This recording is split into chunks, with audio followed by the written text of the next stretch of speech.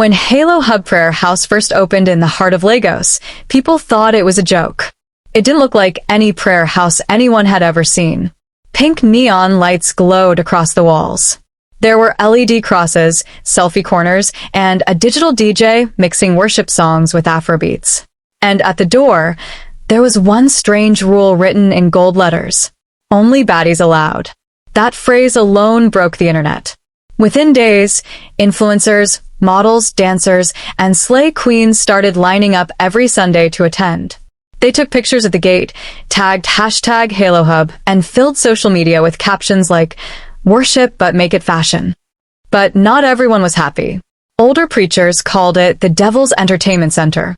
Some even said the man behind it, Leader Dre, was a fraud who used religion for fame. But Dre never responded. He just smiled, walked into the glowing hall, and started every service with the same line. "This is a home for the judged, the mocked, and the misunderstood." No one knew what he meant. They saw a confident young man with tattoos, earrings, and a calm smile. But they didn't know about the pain buried behind that smile, or the girl who inspired it all. 2 years before Halo Hub opened, Dre had been engaged to a young woman named Kemi. She was everything pure and kind. She loved God deeply, but she also loved makeup, dance, and expressing herself. She called herself a church baddie, jokingly, but her local prayer house didn't find it funny. When a few of her pictures went viral, church members called her names. The same people who once prayed with her now said she was possessed. Dre watched helplessly as the judgment broke her spirit. One night, Kemi called him in tears. "Maybe God doesn't want people like me," she whispered. He told her, "Don't say that. God loves you exactly as you are." But the next morning she was gone. Her note said only one line. "Maybe if I looked holier, they'd let me stay." That was the day Dre's faith shattered. For months, he couldn't step inside any prayer house. Everywhere he went, he saw the same fake smiles, the same kind of people who destroyed Kemi's joy. Until one night, sitting outside an abandoned club, an idea struck him. He would rebuild that place. Not for saints, but for girls like Kemi, the ones the world had labeled too much.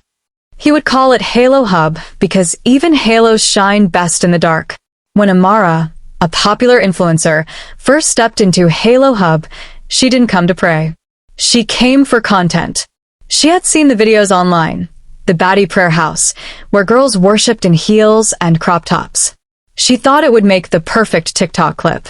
But that Sunday changed her life. Leader Dre's sermon wasn't about sin or punishment. It was about pain. He spoke like someone who had been through fire. "Some of you think God stopped loving you because of your past," he said, pacing across the stage. "But let me tell you, your scars are not stains. They're proof you survived." The crowd was silent. Even Amara forgot to record.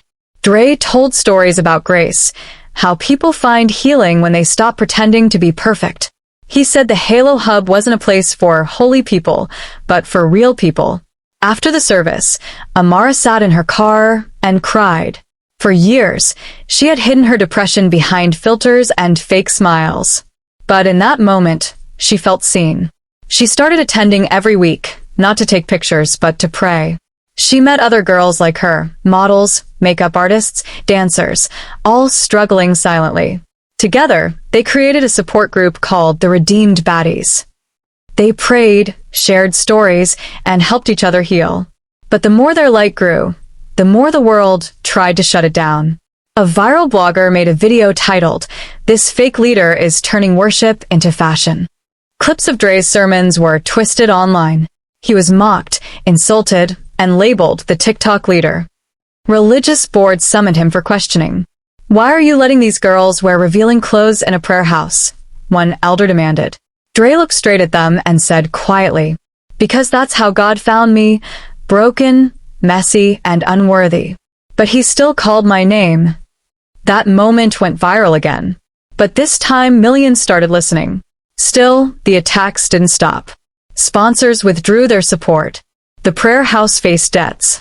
And late one night, vandals broke in, spray painting "House of Sin" on the walls. Dre came in the next morning and quietly cleaned it himself. He smiled at his members and said, "They call us the House of Sin, but if sinners can't come here, where else should they go?" Weeks later, Dre collapsed during a Friday night prayer session. The stress, the exhaustion, and the hate had taken a toll. He was rushed to the hospital, unconscious for 2 days. While his members prayed for him at Halo Hub, something unexpected happened. An older woman walked into the prayer house quietly. It was Kemi's mother. She looked around the hall, at the girls praying in tears, at the screens showing Dre's sermons, and at the glowing pink sign that read, "You are loved, no conditions." Tears rolled down her face. When she reached Dre's hospital bed later that evening, she held his hand and whispered, "Now I understand. You didn't build this place for fame. You built it for my daughter." When Dre finally opened his eyes days later, the first thing he saw was Kemi's photo on the bedside table, placed there by Amara. He smiled weakly. "She'd laugh if she saw all this," he whispered. Amara smiled back.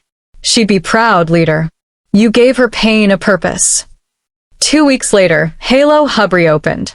The lights were dimmer, the decorations simpler, but the spirit was stronger than ever. No sponsors. No glamour. Just people praying, crying, healing.